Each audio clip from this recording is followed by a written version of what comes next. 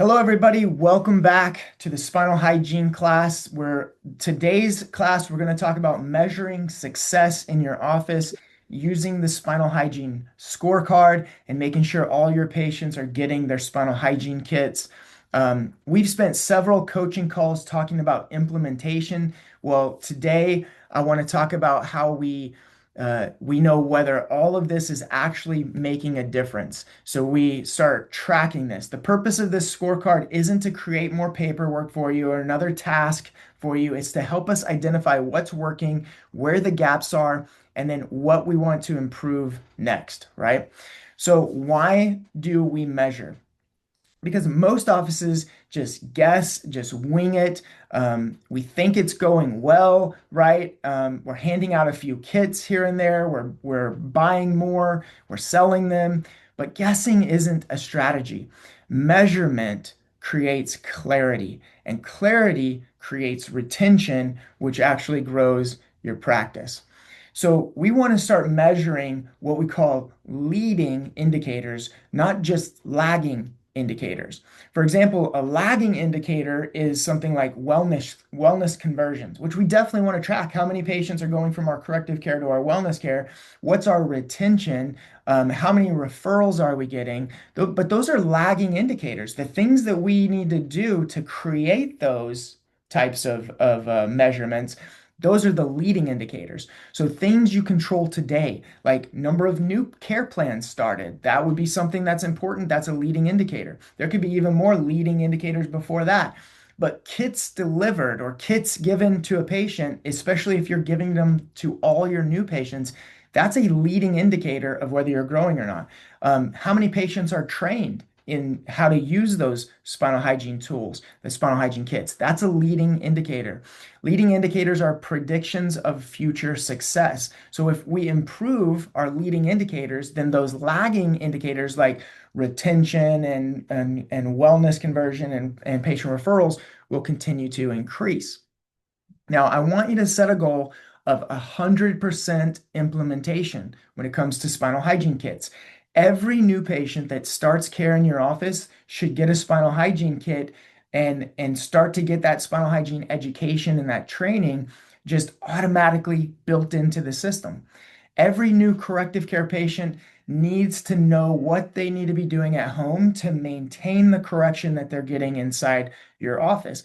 And this is not just because you want to sell a kit. Yes, you should upsell it. You should build it into the care plan so that you're making profit off of your kits that you're buying. Every single kit, you should be making money building it into their care plan. But we need to be giving it to our patients because every patient deserves that education and those tools. It will literally change their life. So this is what our spinal hygiene implementation scorecard looks like. And what three things that you're going to start measuring is new care plans started, right? So we want to know, let's say this week we started 5 care plans. Now, what's our kits delivered number? That number needs to be 5. Now, we give our kits on day 3. So day 1 is the exam. Day 2 is the report of findings and financials. And then day 3 is our break-in, or we're actually going to sit them down and give them their home care kit, teach them how to use their spinal hygiene. So yeah, this measurement might not be 100% if maybe you have a couple people that haven't came back for their day 3 yet. But for the most part, we should shoot for 90 to 100% with this number. So new care plans started, kits delivered, those should match. And then the spinal hygiene, that gives us what we call our spinal hygiene implementation rate or percentage. And so kits delivered divided by new care plans started divided or times 100 should give us our average, right? So then we're going to track how many of those patients got trained on the spinal hygiene exercises, their daily exercises, and what's our training rate percentage. That percentage should be 100 also. On day 3, we sit down with them, we show them how to use the exercises, and then they also makes it really easy built into the kit. They have a website they can go to see all of the videos done, and then we want to check in with them on a regular basis for our table talk, right? Hey, Mary, how's it going? How are the exercises going there? So our patients trained divided by kits delivered times 100. We want that number to be 90 to 100% as well. Now, our retention metrics or our lagging indicators, then that would be our wellness conversions. How many people made it through the corrective care plans? How many people converted to wellness? And I'm telling you, in our offices, we're doing a really good job of converting patients to wellness care because every patient in the beginning is going to get that spinal hygiene kit and that spinal hygiene education. And some of our offices are well over 80, 90% of conversion to wellness care. And some of our officers are around 50, 60. I always want to be over 50% or right at 50% of people who finish their corrective care plan and then convert to either a weekly or every other week wellness. And that's going to give us our estimated retention percentage, right? So that formula is wellness conversions, how many got done with their corrective care plan, converted to wellness care, divided by our how many patients actually completed that corrective care plan, and then times 100 or getting a percentage from that, right? Now, you can copy and paste this or screen capture this, or if you're in our private Facebook page, just comment below and I will give you the PDF for these scorecards, okay?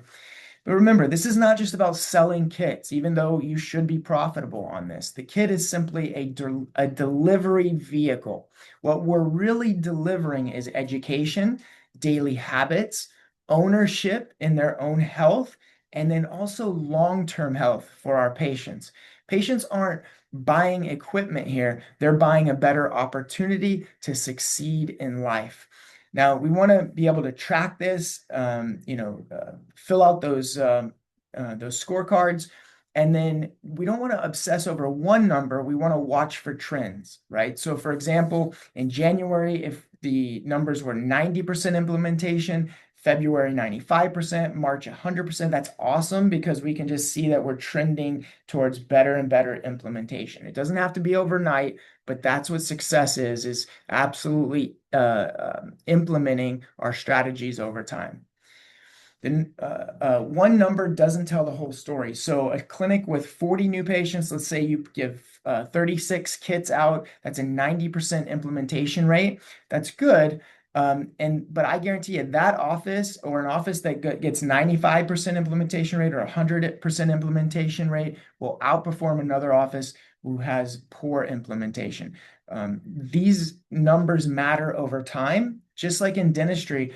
They notice that their patients who implement dental hygiene, who brush and floss at home, they just have a better, higher value for dental care. And so they're going to be the ones that are the long-term wellness patients for a dentist. They're going to be the ones that reschedule with the dental hygienist and continue that upkeep for their dental health. And this is what we want to create inside of our offices.